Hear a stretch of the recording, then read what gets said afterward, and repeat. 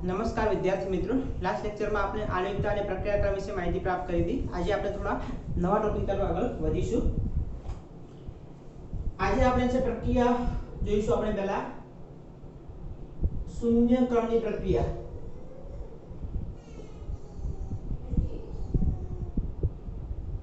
શૂન્ય ક્રમની પ્રક્રિયા એના માટે આપણે ડિટેલમાં માહિતી પ્રાપ્ત કરીશું।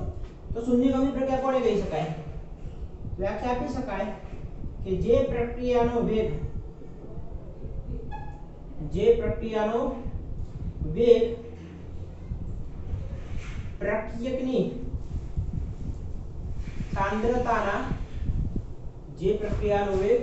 પ્રક્રિયકની સાંદ્રતાના ઘાતાંક શૂન્યના સમપ્રમાણમાં હોય।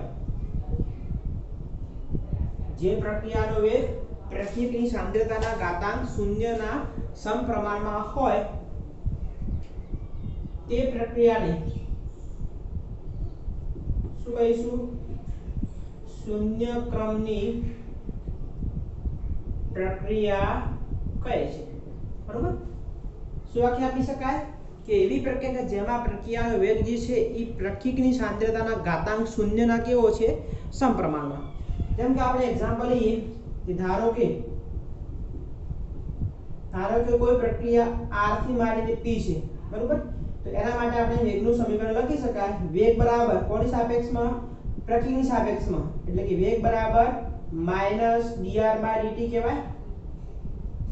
વેગ બરાબર -dr/dt જે આપણે આગળ ભણી ચૂક્યા છીએ કે વેગ આપણે કઈ રીતના રજૂ કરવો? તો પ્રક્રિયાની સાપેક્ષમાં R ની સાપેક્ષમાં શું આવશે? -dr/dt।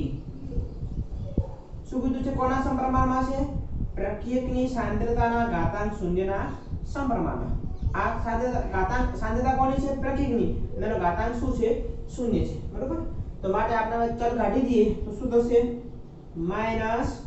-dr/dt k r0 અને જ્યારે કોઈની ઉપર ઘાતાંક શું આવે? 0 આવે તો એની કિંમત શું થશે? 1। તો અહીંયા આપણી પાસે આન્સર મળશે k * 1 અને 1 ના લખો ચાલશે, તો માટે dr/dt k થશે। અને જ્યાં k શું છે? જ્યાં k બરાબર છે વેગ અચળાંક। k બરાબર શું છે? વેગ અચળાંક છે, બરોબર? હવે આપણી પાસે સમીકરણ મળ્યું -dr/dt k મળ્યું। હવે આમાંથી આપણે શું કરીશું? dr ને કરતા બનાવી દઈએ તો માટે dr - k dt થાય। માઈનસ આ બાજુ લઈ ગયા, dt ને ઉપર લઈ ગયા તો dr શું થશે? -k dt। આનું હવે સંકલન કરીએ। હવે સંકલન કરતા જે આપણી પાસે સમીકરણ છે એનું સંકલન કરીશું તો શું થશે? તો dr બરાબર -k અચળાંક નીકળશે dt પ્લસ i। જ્યાં i શું છે? તો જ્યાં i છે i બરાબર છે સંકલન અચળાંક। i શું છે? તો સંકલન અચળાંક છે। અને આનું તમે સંકલન કરશો તો dr નું સંકલન શું આવશે? r આવશે અને -k અને અહીંયા શું આવશે? kt થશે પ્લસ i અને નંબર 1 આપો કેમ કે અહીંયા ચલ t છે તો શું આવશે? તમે આવું કદાચ ભણતા હશો કે dx હોય આનું તો આનું મૂલ્ય શું થાય? x થાય, બરોબર? અહીંયા dx છે તો શું આવે? x આવે। અહીંયા t છે તો એની જગ્યાએ શું આવશે? t આવશે, બરોબર? તો એક સમીકરણ આપણી પાસે મળી ગયું। શું મળ્યું? r -kt i। હવે આપણે શું કરીએ?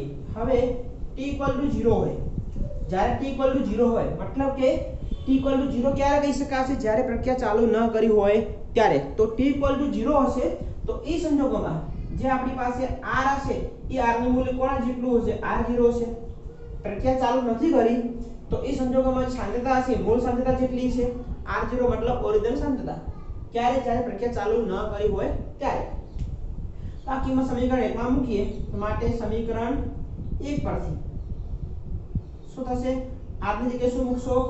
r0 અને k ની જગ્યાએ શું મૂકશો? 0 અને k ની જગ્યાએ 0 મૂકશો તો આખું પદ નીકળી જશે એટલે બરાબર તમને શું મળશે? i મળશે।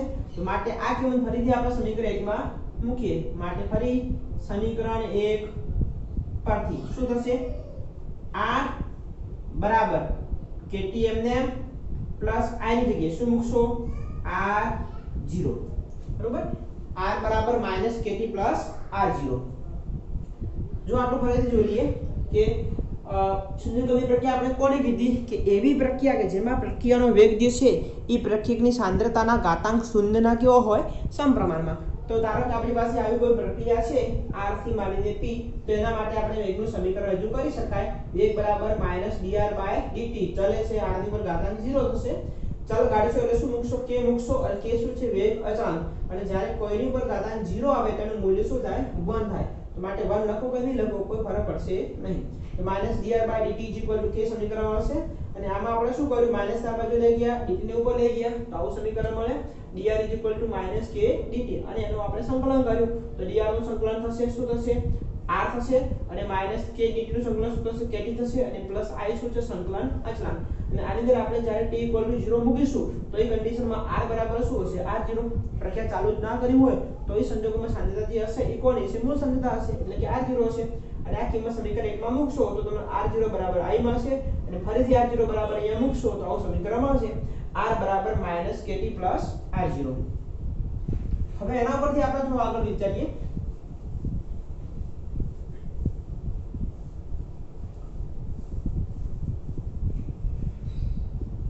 હવે આપણી પાસે આ સમીકરણ છે અને એની અંદર આપણે ગ્રાફ ડ્રો કરીએ કોના વિરુદ્ધ કોનો આ વિરુદ્ધ આપણે t નો આ વિરુદ્ધ t નો ગ્રાફ દોરીશું તો આપણને ખબર છે કે હંમેશા પ્રતીક માટે ગ્રાફ કેવો આવશે ઘટતો હશે આ રીતે બરોબર ઉપર મેક્સિમમ હશે અહીંથી ઘટતો ગ્રાફ તમને મળશે અને આ સમીકરણ આપણે સરખાવીએ કોની સાથે y mx c સાથે જ્યાં m બરાબર શું હોય ઢાળ હોય તો ઢાળની કિંમત કેટલી થશે -k જેટલી c બરાબર શું હોય આંતરછેદ હોય તેની કિંમત કેટલી થશે r0 બરોબર તો માટે આપણે આ સમીકરણને આપણે આની સાથે સરખાવીશું તો એ તમને ઢાળ મળશે અને ઢાળ કેટલો મળશે તો ઢાળ મળશે -k જેટલો અને અહીંયા તમને આંતરછેદ મળશે એની કિંમત કેટલી મળશે તો r0 બરોબર તો લખીશું કે ઢાળ બરાબર આપણને મળે છે -k અને આંતરછેદ જે મળે છે એ મળે છે r0 બરોબર હવે આની અંદર શું કરીએ આપણે kt ને આ બાજુ લઈ જઈએ એટલે માની જગ્યાએ શું થશે પ્લસ થશે અને આપણે r ને આ બાજુ લઈ જઈશું તો પ્લસ ની જગ્યાએ શું થશે માઈનસ થશે તો આને આપણે સમીકરણ 2 આપી દઈએ બરોબર તો માટે સમીકરણ 2 પરથી શું થશે kt r0 એમને અને આ બાજુ આપણે r આ બાજુ લઈ ગયા તો માઈનસ થશે તો માઈનસ r એમાં આપણે t ની કરતા બનાવીએ અને k ની કરતા બનાવીશું તો શું થશે r0 r / t તો આ થશે શૂન્યક્રમની પ્રક્રિયા માટે વેગ અચળાંક k નું સમીકરણ કોના માટે શૂન્યક્રમની પ્રક્રિયા માટે વેગ અચળાંક k નું સમીકરણ હવે અહીંયા આપણે શોધવું છે t વળાંક અર્ધ આયુષ્ય સમય જેને કહીશું આપણે t વળાંક અર્ધ આયુષ્ય સમય કોને કહેવાય તો સિમ્પલ છે આપણી પાસે જે પ્રક્રિયા અવેલેબલ હોય અને જેટલું વજન અવેલેબલ હોય એનું અડધું થવા માટે જે સમય લાગે એને શું કહીશું આપણે અર્ધ આયુષ્ય સમય જેમ કે આપણે એક્ઝામ્પલ તરીકે લઈએ કે આવી ધારો કે આપણી પાસે આવી કોઈ પ્રક્રિયા છે જો આનું પ્રમાણ આપણી પાસે 10 ગ્રામ હોય આનું પ્રક્રિયાનું પ્રમાણ કેટલું છે 10 ગ્રામ 10 નું અડધું એટલે કે કેટલું 5 મિનિટ 5 ગ્રામ તો 10 માંથી 5 ગ્રામ થવા માટે જે સમય લાગે છે એ સમય ધારો કે આપણી પાસે લાગ્યો છે 10 મિનિટ તો એ 10 મિનિટ શું કરાશે એ પ્રક્રિયા માટેનો અર્ધ આયુષ્ય સમય તો વ્યાખ્યા શું આપી શકાય કે પ્રક્રિયાનું જે પ્રમાણ આપેલું હોય એને અડધું થવા માટે જે સમય લાગે છે એને શું કહીશું આપણે અર્ધ આયુષ્ય સમય તો માટે વ્યાખ્યા આપી શકાય શું આપી શકાય કે પ્રક્રિયાની મૂળ સાંદ્રતાને અડધી થવા માટે લાગતા સમયને શું કહીશું અર્ધ આયુષ્ય સમય કહે છે બરોબર પ્રક્રિયકની મૂળ સાંદ્રતાને અડધી થવા માટે જે સમય લાગે છે એને શું કહીશું આપણે અર્ધ આયુષ્ય સમય કહે છે તો માટે આને સમીકરણ 3 આપી દઈએ તો માટે આપણે શું કરીશું હવે કે સમીકરણ 3 માં જ્યાં t છે એની જગ્યાએ શું મૂકીશું આપણે t1 ની જગ્યાએ આપણે મૂકીશું t1 અને જ્યાં r જે છે r ની જગ્યાએ શું મૂકીશું આપણે r0/2 મૂળ સાંદ્રતા કરતા અડધી આ કિંમત શું છે જ્યારે અર્ધ આયુષ્ય સમય થઈ ગયો હોય તો એ સંજોગોમાં સાંદ્રતા જે હંમેશાનું મૂલ્ય કોના જેટલું હશે મૂળ સાંદ્રતા કરતા અડધું એટલે કે r0/2 આ કિંમત સમીકરણ 3 માં મૂકીશું તો માટે k બરાબર r0 m ના m માઈનસ r ની જગ્યાએ શું આવશે r0/2 થશે ભાગ્યા t ની જગ્યાએ t1 બરોબર તો t1 આપણે ઉપર લઈ જઈએ તો t1 બરાબર અહીંયા બે લસા લઈ લઈએ તો શું થશે 2r0 r0 2 અને છેદમાં આ બંને ક્રોસ કર્યા આપણે મતલબ k ની જગ્યાએ t1 મૂક્યો અને આની જગ્યાએ આપણે k મૂકી દીધું તો k આવી જશે બરોબર તો માટે સમીકરણ શું મળશે હવે અહીંયા આપણે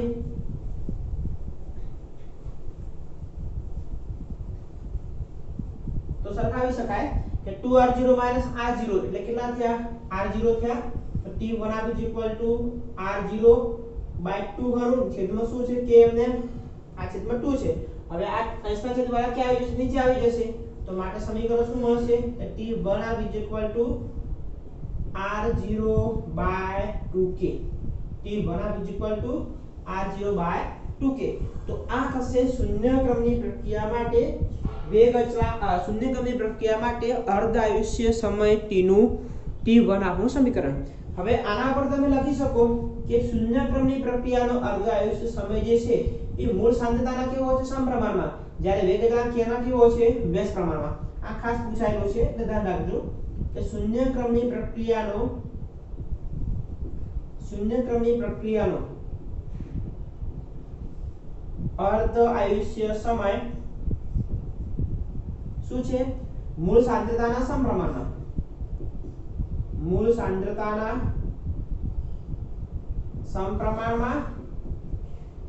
અને વેગ અચળાંક k ના કેવો છે વ્યસ્ત પ્રમાણમાં છે બરાબર આમ શું કે પૂછાયેલું છે ઘણીવાર કે શૂન્યગામી પ્રક્રિયા માટે અર્ધ આયુષ્ય સમય અને મૂળ સાંદ્રતા અને વેગ અચળાંક k વચ્ચે સંબંધ શું છે તો શૂન્યગામી પ્રક્રિયાનો જે અર્ધ આયુષ્ય સમય જે છે એ મૂળ સાંદ્રતાના સમપ્રમાણમાં છે અને જ્યારે વેગ અચળાંક k નો કેવો છે તો વ્યસ્ત પ્રમાણમાં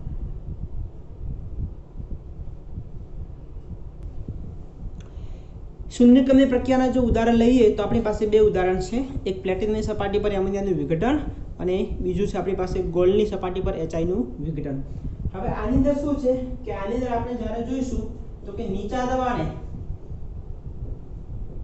દબાણે પ્રક્રિયા પ્રથમ ક્રમની છે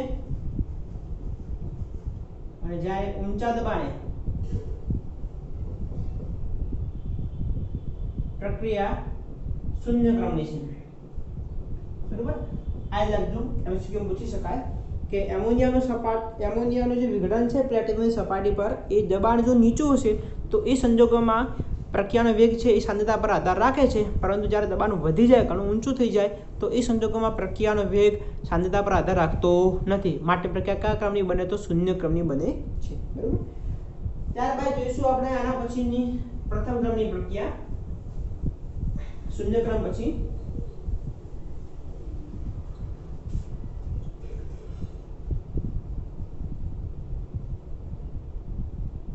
પ્રથમ ક્રમની પ્રક્રિયા જે રીતે આપણે શૂન્ય ક્રમ માટે લખ્યું હતું વ્યાખ્યામાં કે જે પ્રક્રિયાનો વેગ પ્રક્રિયકની સાંદ્રતાના ઘાતાંક શૂન્યના સમપ્રમાણમાં હોય એને શું કહીશું આપણે શૂન્ય ક્રમની પ્રક્રિયા તો સેમ કન્ડિશનમાં અહીંયા આવશે કે જે પ્રક્રિયાનો વેગ પ્રક્રિયકની સાંદ્રતાના ઘાતાંક 1 ના સમપ્રમાણમાં હોય એને શું કહીશું આપણે પ્રથમ ક્રમની પ્રક્રિયા વ્યાખ્યા લખી શકાય કે જે પ્રક્રિયાનો વેગ પ્રક્રિયકની સાંદ્રતાના ઘાતાંક 1 ના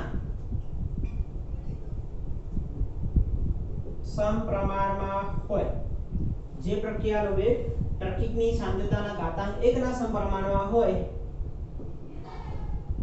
તે પ્રક્રિયાને પ્રથમ ક્રમની પ્રક્રિયા કહે છે, બરોબર।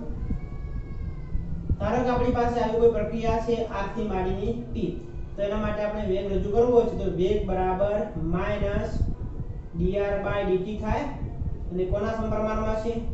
પ્રતીકની સાંદ્રતાના ઘાતાંક 1 ના સમપ્રમાણમાં, એટલે કે r ની ઉપર ઘાતાંક શું આવશે? તો 1 આવશે। માટે હવે આપણે ચલ કાઢી દઈએ, તો માટે dr/dt k r થશે, અને k તો આગળ આપણે જોઈ લીધું, k બરાબર શું છે? વેગ અચળાંક, બરોબર। હવે શું કરીશું આપણે? r ને નીચે લઈ જઈએ, dt ને ઉપર લઈ જઈએ, તો માઈનસ શું થશે? માઈનસ r ને ઉપર લઈ જઈએ, r ને નીચે લઈ જઈએ, dt ને ઉપર લઈ જઈશું, તો માઈનસ આ જે છે એમ dt ઉપર જતા રહે, એની જગ્યાએ કોણ આવી ગયું? r આવી ગયું, બરાબર આ બાજુ શું વધ્યું? k dt, માઈનસ આ બાજુ લખી દઈએ, તો માઈનસ ચિહ્ન આ બાજુ આવશે, બરોબર। હવે શું કરીશું? આનું સંકલન કરીએ, જે રીતે આપણે શૂન્યક્રમ માટે કર્યું હતું સેમ કન્ડિશનમાં અહીંયા જ કે સંકલન કરતા સંકલન કરીશું, તો 1/r થશે, 1/r dr થશે = k કોમન નીકળશે, અને dt અને પ્લસ i, જે i શું હતો? તો i બરાબર છે સંકલન અચળાંક। 1/r નું સંકલન શું થાય? તમે કદાચ આવું જોયું હશે કે 1/x dx હોય તો આનું સંકલન તમે શું કરો છો? ln x કરો છો। સેમ કન્ડિશન અહીંયા છે, જ્યાં x ની જગ્યાએ શું છે? r છે, તો શું આવશે? એનું સંકલન ln r, તો આનું સંકલન થશે ln r બરાબર અહીંયા -kt પ્લસ i, આની નંબર 1 આપો। હવે શું કરીશું આપણે? કે જ્યારે t = 0 હોય ત્યારે જે r જે છે, r બરાબર શું હશે? r0 હશે, જે રીતે આપણે શૂન્યક્રમ માટે લખ્યું હતું સેમ કન્ડિશન અહીંયા આપણે લખીશું કે r ની જગ્યાએ તમે શું મૂકશો? r0, તો માટે સમીકરણ 1 માં મૂકીશું હોય, તો માટે સમીકરણ 1 પરથી, બરોબર, ln r જે ln r ની જગ્યાએ શું મૂકીશું આપણે? r0, તો ln r ની જગ્યાએ ln r0 બરાબર t ની જગ્યાએ 0 મૂકશું એટલે નીકળી જશે i એમને, અને આ કિંમત ફરી આપણે સમીકરણ 1 માં મૂકીએ, તો માટે ફરી સમીકરણ 1 પરથી શું થશે? ln r બરાબર -kt પ્લસ i, i ની જગ્યાએ શું મૂકશો? ln r0, બરોબર। એક આવું સમીકરણ આપણને મળે।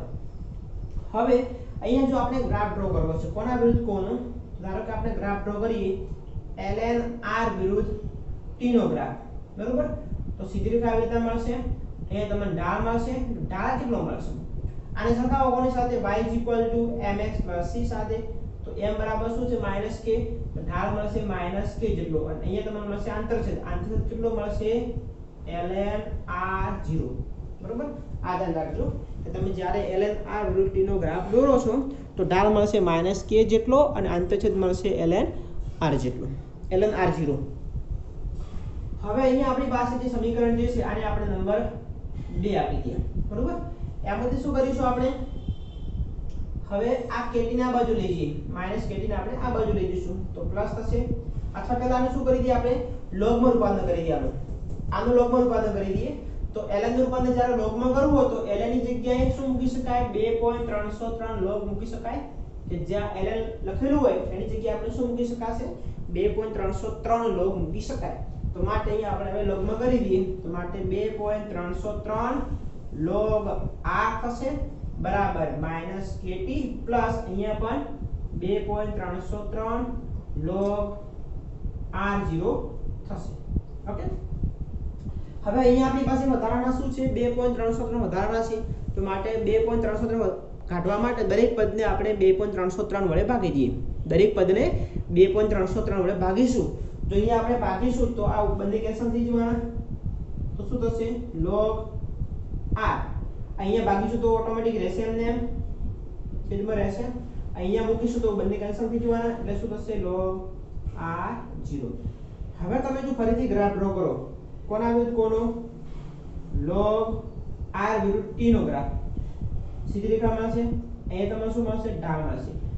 ઢાળનું મૂલ્ય હવે કેટલું મળશે? તો -k ભાગ્યા 2.303 મળશે. ધ્યાન રાખજો, અહીંયા -k મળે છે, અહીંયા શું મળે છે? -k ભાગ્યા 2.303. અહીંયા તમને મળશે આંતરછેદ. અહીંયા કેટલો મળતો તો ln r, એની જગ્યાએ શું મળશે? ln r0 મળતો તો એની જગ્યાએ શું મળશે? log r0. બરોબર? આ ખાસ ધ્યાન રાખજો.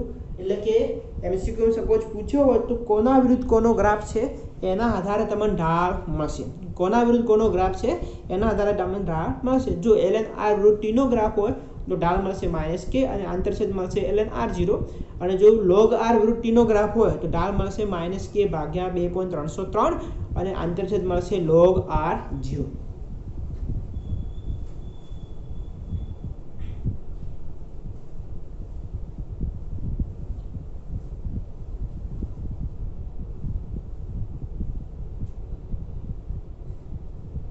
હવે આપણી પાસે સમીકરણ જે 2 જે છે, આને સમીકરણ આપણે 3 આપી દઈએ. આને સમીકરણ નંબર 3. સમીકરણ 2 ઉપરથી આપણે આવું લખી શકાય. માટે સમીકરણ 2 પરથી શું કરીશું આપણે? kt ને આપણે આ બાજુ લઈ જઈએ તો +kt થશે. kt બરાબર આને આપણે આ બાજુ લઈ જઈએ તો માઈનસ થશે. પેલી બાજુ શું વધ્યું? ln r0 ln r થશે. અને બાદબાકી હોય તો શું થાય? ભાગાકાર થાય ને. તો kt બરાબર શું થશે? ln r0/r થાય. ln r0/r થશે. હવે આનું આપણે ઘાતાંકમાં રૂપાંતર કરવું છે. તો ln નો આધાર શું હોય? log નો તમે આધાર શું લખો છો? 10 લખો છો. એ રીતે ln નો આધાર શું હોય? e હોય. તો તમે જ્યારે ln દૂર કરશો તો સીધું ઘાતાંકમાં જતું રહેશે. કોના ઘાતાંકમાં? e ના ઘાતાંકમાં. તો લખી શકાય. હવે ઘાતાંકમાં લખતા તો માટે શું થશે? અહીંયા e kt થશે. અહીંયા શું થશે? e kt થશે.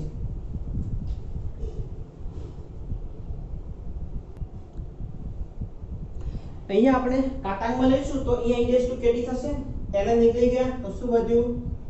r0/r વધ્યું. આપણે કરતા કોને બનાવવા છે? r ને. તો r ને કરતા બનાવીશું તો શું થશે? r0 ભાગ્યા e kt થશે. અને e kt ને આપણે ઉપર લાવીશું તો r બરાબર શું થશે? r0 kt. એમ કે આ પ્લસ છે, ઉપર આપશો શું થશે? માઈનસ. તો એક આપણે આવું સમીકરણ મળે. કોના આધારે? સમીકરણ 2 ના આધારે. હવે આપણે સમીકરણ 3 ના આધારે જોઈશું કે માટે સમીકરણ 3 પરથી સમીકરણ 3 જે છે એના આધારે આ -kt/2.303 ને આ બાજુ લાવી દઈએ તો પ્લસ થશે. તો kt/2.303 બરોબર. અને આને આ બાજુ લઈ જઈશું તો માઈનસ થશે. પેલી બાજુ શું વધ્યું? log r0 વધ્યું તો આ બાજુ જશે એટલે -log r થશે. બરોબર. તો kt ભાગ્યા 2.303 બરાબર બાદબાકી છે એટલે શું થશે? ભાગાકાર થશે.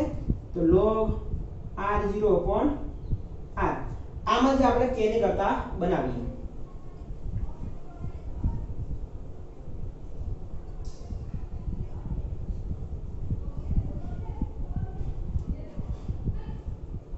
આમાંથી આપણે k ને કરતા બનાવીશું તો શું થશે? k બરાબર આ ઉપર જશે, આ નીચે આવશે એટલે કે 2.303 ભાગ્યા t log r0/r. r0/r. તો આ થશે પ્રથમ ક્રમની પ્રક્રિયા માટે વેગ અચળાંક k નું સમીકરણ, જેને આપણે નંબર 4 આપી દઈએ. બરોબર. હવે અહીંયા આપણે ધારો કે હવે અલગ અલગ સમય કીધું હોય કે જુદા જુદા સમય જુદા જુદા t સમય તો સમીકરણ શું આવશે? તો k એમને એમ આવશે. 2.303 ભાગ્યા t ની જગ્યાએ શું આવશે? બે સમય અલગ અલગ હોય તો t2 - t1 log t1 ના અકોર્ડિંગ તમને શું મળશે? r1 મળશે. t2 ના આધારે તમને શું મળશે? r2 મળશે. તો એક સમીકરણ પર આપણે આ રજૂ કરી શકાય. ક્યારે? કે જ્યારે અલગ અલગ સમય આપેલા હોય ત્યારે. બરોબર. હવે આપણે લખવું છે અર્ધ આયુષ્ય સમય.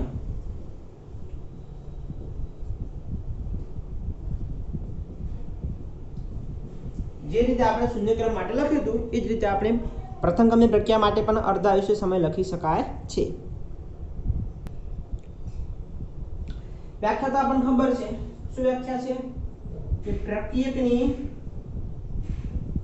મૂળ સાંદ્રતાને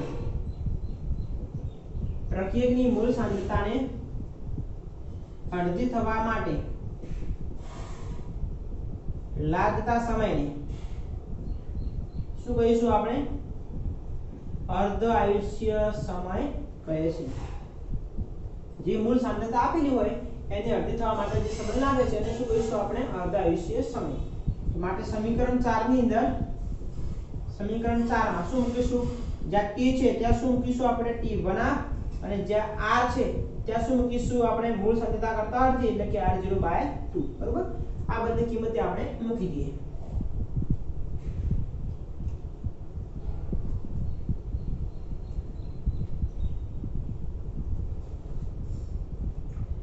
તો માટે કે એમને 2.303 t ની જગ્યાએ t1 log r0 એમને અને r ની જગ્યાએ શું મૂકીશું આપણે? r0/2. બરોબર? આને આપણે ઉપર લઈ જઈએ તો માટે t1 2.303 ભાગ્યા k થશે log r0 કેન્સલ થઈ ગયા 2 છેદના છેદમાં છે પછી ક્યાં જતા રહેશે? ઉપર જતા રહેશે એટલે log 2 થશે. તો 2.303 log 2 ની કિંમત 0.3010 ભાગ્યા 2 અને લગભગ ગુણાકાર કરશો ત્યારે તમને મળશે 0.693/2 મળશે. અહીંયા કે આવશે 0.693/k. એટલે t1 બરાબર આપણે આવું સમીકરણ મળશે 0.693 ભાગ્યા k. કેટલું મળશે? 0.693 ભાગ્યા k જેટલું સમીકરણ તમને મળશે. હવે આના પરથી આપણે કહી શકાય શૂન્યકરણ માટે આપણે લખ્યું હતું કે પ્રથમ ક્રમની પ્રક્રિયાનો અર્ધ આયુષ્ય સમય મૂળ સાંદ્રતાથી કેવો છે? સ્વતંત્ર. આમાં મૂળ સાંદ્રતા ક્યાં ઉલ્લેખ કરેલો છે? નહીં. તો મૂળ સાંદ્રતાથી સ્વતંત્ર છે અને વેગ અચળાંક k નો કેવો હોય છે? વ્યસ્ત પ્રમાણમાં. અને વેગ અચળાંક k ના વ્યસ્ત પ્રમાણમાં છે. બરોબર? વેગ અચળાંક k નો કેવો છે? તો વ્યસ્ત પ્રમાણમાં છે. એક આપણે બીજો ગ્રાફ ડ્રો કરી શકાય આવો. સપોઝ આપણે આવો ગ્રાફ ડ્રો કરીએ કોના વિરુદ્ધ કોનો? કે log r0 વિરુદ્ધ આપણે r નો ગ્રાફ ડ્રો કરીશું t માટે. તો આ આલેખ ઉગમ બિંદુમાંથી પસાર થશે અને આનો ઢાળ જે મળશે ઢાળ એ ઢાળની કિંમત મળશે k ભાગ્યા 2.303. બરોબર? એક આ ગ્રાફ હતા તો તમે જ્યારે log r0 વિરુદ્ધ log r0 upon r નો t વિરુદ્ધ ગ્રાફ દોરો છો તો ગ્રાફ તમને ઉગમ બિંદુમાંથી પસાર થશે અને સીધી રેખા મળશે અને ઢાળનું મૂલ્ય મળશે k ભાગ્યા 2.303. હવે જ્યારે આની અંદર આપણે થોડું બીજું આવશે એક્સ્ટ્રા કે જ્યારે પ્રક્રિયકો વાયુ અવસ્થામાં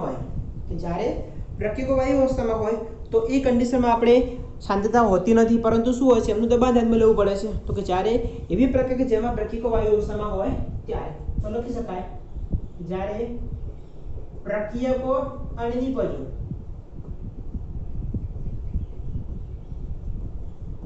વાયુ અવસ્થામાં હોય ત્યારે તો એક આપણે આવું સમીકરણ લખીએ કે a gas gives b gas plus c gas. આવું સમીકરણ આપણી પાસે ધારો કે છે તો લખી શકાય સંતુલનના નિયમના આધારે કે શરૂઆતનું દબાણ જેને કહીશું આપણે pi. શરૂઆતમાં તો આ તો આપણી પાસે હશે નહીં. બરોબર? હવે સંતુલને કેટલું થશે? અથવા આપણે પહેલા વિચારી લઈએ કે ધારો કે તમને અહીંયા x જેટલું મળે છે તો આ પણ કેટલું મળશે? x જેટલું. તો અહીંયા ઘટાડો કેટલો થશે? pi - x થાય. હવે આ ક્યારે વધ્યું? સંતુલને દબાણ. બરોબર? x જેટલું મળતું હોય તો ઘટાડો કેટલો થશે? x pi - x જેટલો. કુલ દબાણ કરવું છે સંતુલનનું કુલ દબાણ કોના જેટલું છે? બધાના સરવાળા જેટલું. એટલે કે p ટોટલ બરાબર બધાનો સરવાળો કરો. શું છે સરવાળો? pi - x આ બંનેનો સરવાળો x + x પ્લસ માઈનસ ઉડી ગયા તો શું વધ્યું? pi + x હશે. કોના બરાબર? p ટોટલ બરાબર. તો માટે આપણે x ની કરતા બનાવીશું તો શું થશે? p ટોટલ - pi થાય. x ની કરતા બનાવીએ તો શું થશે? p total - pi. હવે જે આ દબાણ જે છે એ કોનું છે? એનું છે. તો માટે આવું લખી શકાય કે હવે pa મતલબ સંતુલન એનું દબાણ કેટલું છે? p pi - x આવો તમે સંતુલન ચેપ્ટરમાં ભણી ચૂક્યા છો એના આધારે છે એમાં કોઈ નવું છે નહીં કે સંતુલન આપણે a નું દબાણ લખવું હોય તો શું કહેવાય pi - x b નું કેટલું થશે x c નું કેટલું થશે x થશે બરોબર અને a નું થશે આપણી પાસે pi - x એટલે કે pa બરાબર સંતુલન a નું દબાણ pi - x pi - x x આપણી પાસે છે કેટલું છે p ટોટલ માઈનસ pi છે કૌંસ છોડો હવે તો pi minus p total minus minus શું થશે પ્લસ થશે pi પ્લસ pi એટલે કેટલા થશે 2pi માઈનસ p ટોટલ કોના બરાબર pa બરાબર એક આપણે આવું સમીકરણ મળ્યું છે હવે આપણે k નું સમીકરણ લખીએ તો k બરાબર 2.303 ભાગ્યા t હતું હવે આપણે ત્યાં શું લખતા હતા log r0/r એટલે કે મૂળ સાંદ્રતા ભાગ્યા t સમય સાંદ્રતા બસ સાંદ્રતા જગ્યાએ શું આવશે દબાણ આવશે તો મૂળ દબાણ એટલે કે શરૂઆતનું દબાણ શું છે pi છે અને સંતુલન દબાણ શું છે pa છે શરૂઆતનું દબાણ pi છે સંતુલન દબાણ શું છે pa છે તો માટે આપણે pa ની જગ્યાએ આ કિંમત મૂકી શકાય તો માટે k બરાબર 2.303 ભાગ્યા t log pi એમને એમ અને pi ની જગ્યાએ શું મૂકશો 2pi માઈનસ p ટોટલ એટલે કે તમારી પાસે શરૂઆતનું દબાણ અને કુલ દબાણ આપેલું હોય તો એના આધારે તમે સંતુલન વેગ અચળાંક k નું મૂલ્ય શોધી શકો છો શું આપેલું હોય શરૂઆતનું દબાણ અને કુલ દબાણ આપેલું હોય તો એના આધારે તમે વેગ અચળાંક k નું મૂલ્ય શોધી શકો છો